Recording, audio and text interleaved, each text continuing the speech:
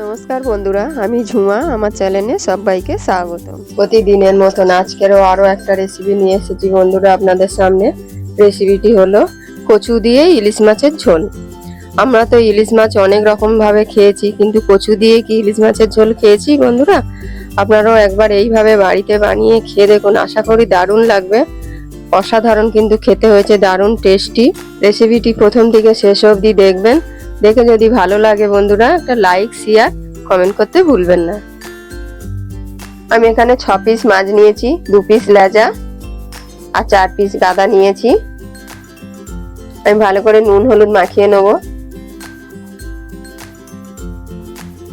হলুদ দেবো, অল্প লঙ্কার গুঁড়ো দেবো, দিয়ে ভালো করে মাছগুলো মাখিয়ে নেব। আমি একটা ফ্রাইং প্যান বসিয়েছি, আমি সর্ষের তেল দেব। তেলটাকে ভালো করে গরম করে নেব।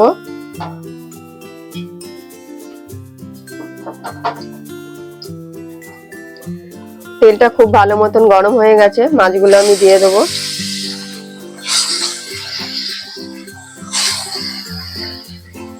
মাছগুলো আমি ভেজে নেব লাল করে।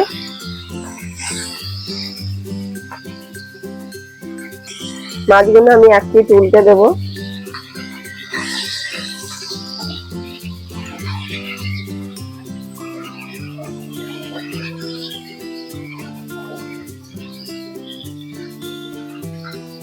সব মাছগুলো আমি উল্টে করে দিয়েছি, ভালো করে লাল করে ভাজা হয়ে যাবে, তুলে নেব। মাছগুলো ভালো করে ভেজে নিয়েছি, আমি তুলে নেব।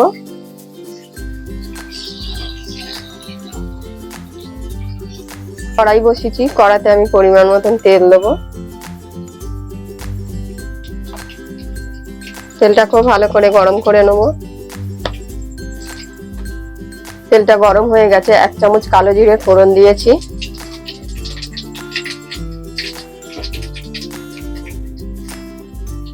বলে আমি এখানে গাঁটি কচু নিয়েছি, গাঁটি কচুটা লম্বা লম্বা করে কেটে নিয়েছি। কচুটাকে এবার ভেজে নেব।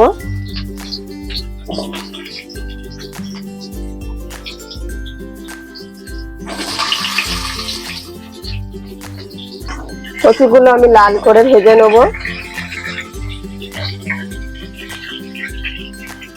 আমি 1/2 চামচ হলুদ দেব। হলুদ দেওয়ার পরে আমি লাল করে ভেজে নেব।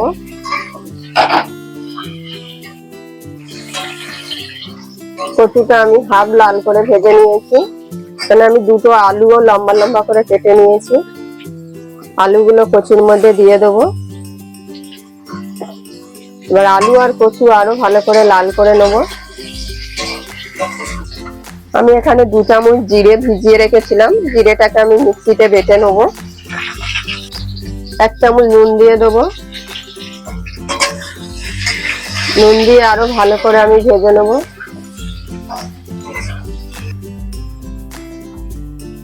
জিরেটা আমি মিহি করে বেটে নিয়েছি। আলু আর কচু আমার ভাজা হয়ে গেছে, আরো অল্প হলুদ দেবো।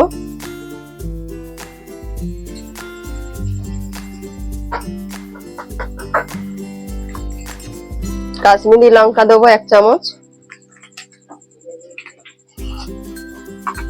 যে জিরেটা বেটেছি আমি 1 চামচ দেবো। চামচটা আমার ছোট, সেজন্য আরো 1 চামচ দেবো। দিয়ে ভালো করে আমি নেড়ে নেব। খুব ভালো করে আমি কষিয়ে নেব মশলাটা।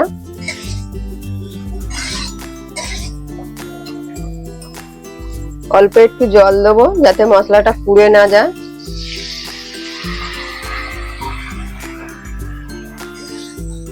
যতক্ষণ না তেল ছাড়বে ততক্ষণ আমি এইভাবে কষিয়ে নেব।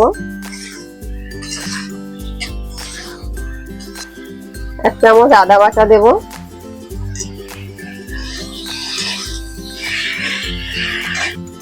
আমি 1 চামচ ঝাল লঙ্কা দেব। আপনারা চাইলে এখানে কাঁচা লঙ্কা দিতে পারেন। দিয়ে ভালো করে আরো কষাবো।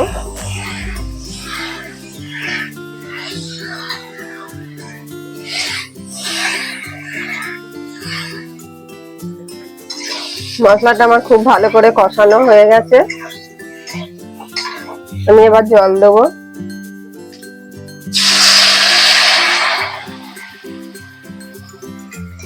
কচু আলুটা সেদ্ধ হবে সেই বুঝে জল দেবেন, আপনারা যেরকম ঝোল পছন্দ করবেন ততটাই জল দেবেন।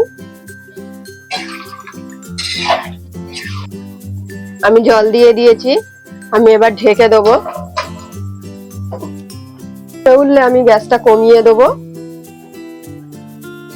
ঢাকনিটা আমি খুলে নেব। মাঝখানে একবার খুলে আমি নেড়ে দিয়েছিলাম। আলু কচু কিন্তু সেদ্ধ হয়ে গেছে বন্ধুরা। আমি এবার মাছগুলো দিয়ে দেবো।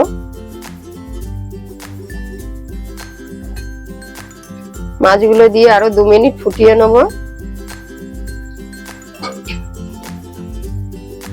গ্যাসটাকে বাড়িয়ে দেবো।